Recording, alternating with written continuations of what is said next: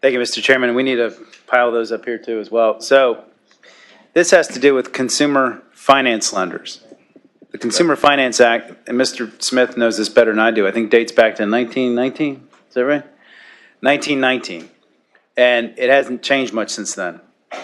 And the existing consumer finance loan system has a rate cap.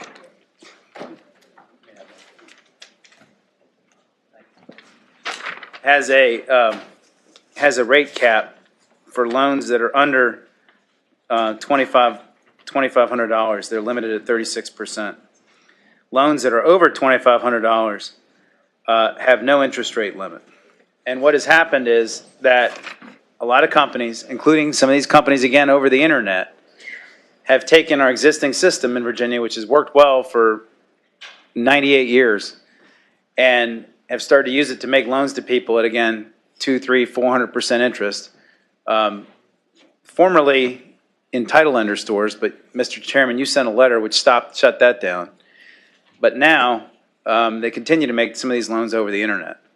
And so what this bill does is it basically says that any licensed consumer finance company, again, a licensed consumer finance company, if the loan is made, it has to be at a 36% interest rate, and it has limitations on the term of the loan of 6 to 120 months, and it again prevents these lenders from doing these back-to-back loans that we've had before, or that payday lenders used to do, that they were allowed to do under this.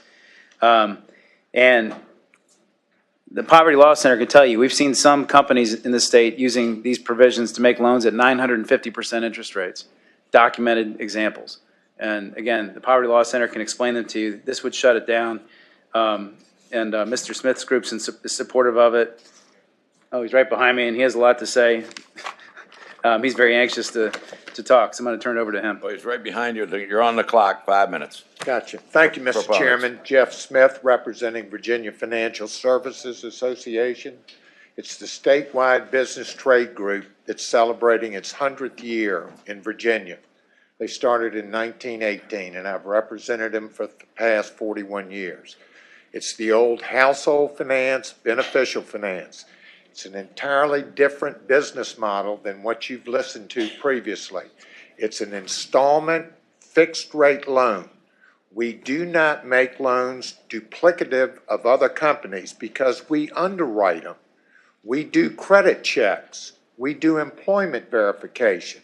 So we know the customer has more than one loan or not, irrespective of where it was. What's happened?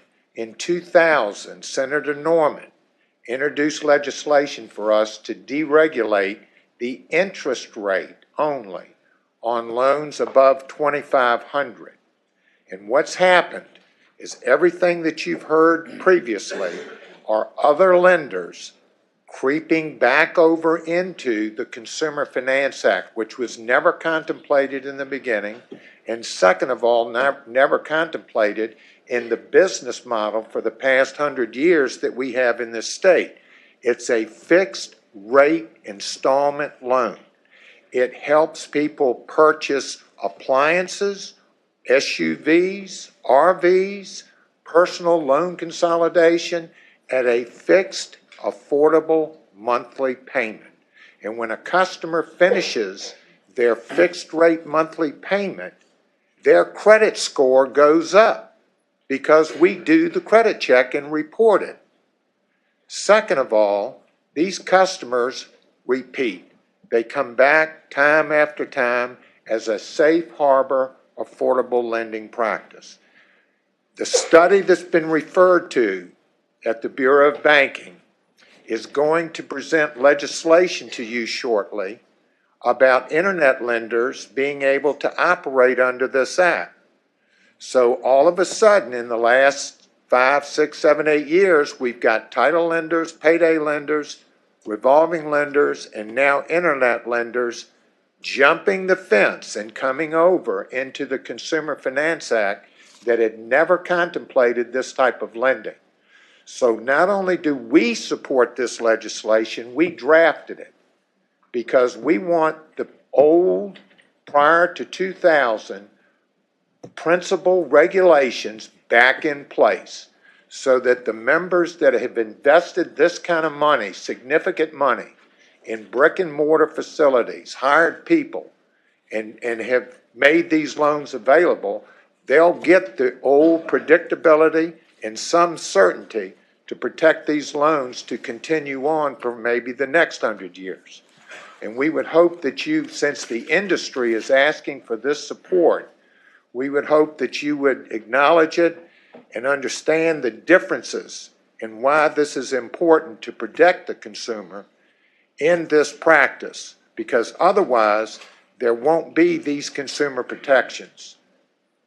I'll be glad to answer any questions, Mr. Chairman. Yeah, Senator Chafin. Thank you, Mr. Chairman. A question.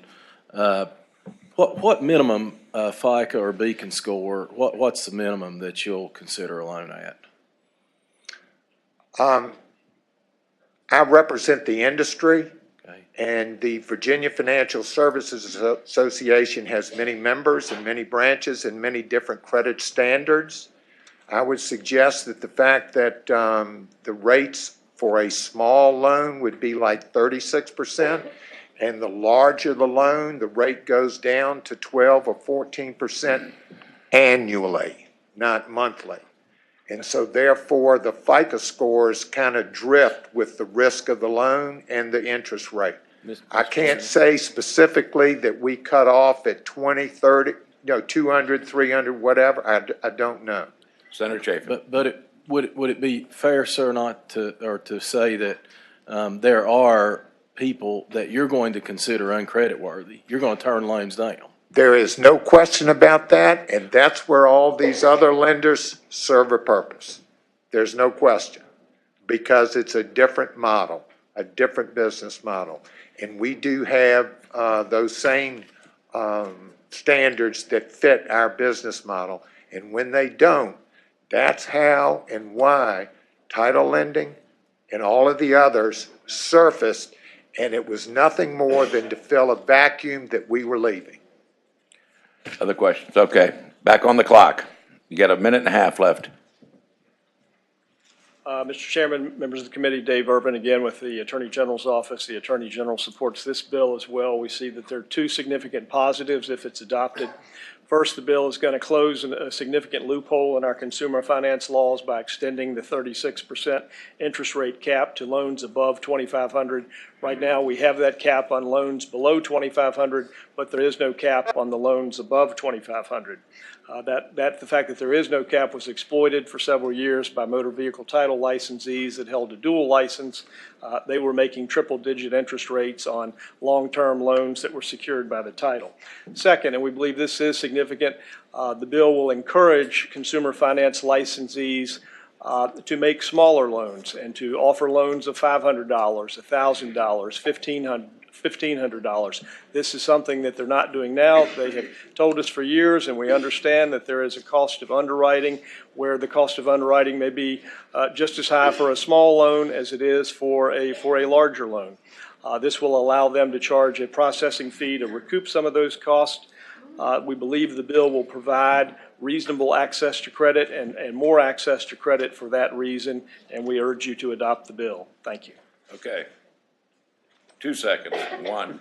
Jay Spear with the Virginia Poverty Law Center, and we support the bill. It's pro-consumer and it's pro-business, pro-good, responsible lending business. Thank you, Jay. Yes, sir.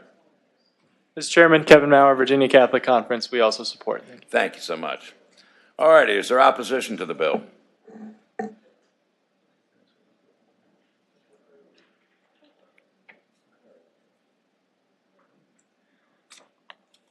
Yes, sir. Mr. Chairman, members of the committee, my name is Derek Hine. I'm representing the Online Lenders Alliance. As has been mentioned previously by a couple members or a couple testifiers, we're in favor of what came out of the stakeholder meeting this summer and this fall. And I understand that is over in the House and this is the Senate, but we're supportive of, we felt like as the Online Lenders Alliance that we made a good faith effort during that process, and that's what we're supporting right now. I understand that you all have another issue before you right now, but we're going to support what was in that, came out of that compromise effort. All right, That's, thank you. Yep. Does anyone else wish to speak against the bill? It's been moved and seconded that the amendment nature substitute be reported. Clerk, open the rolls.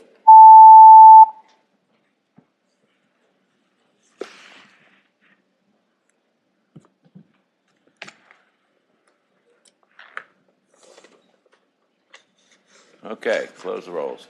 12 ayes, 2 nays. All right.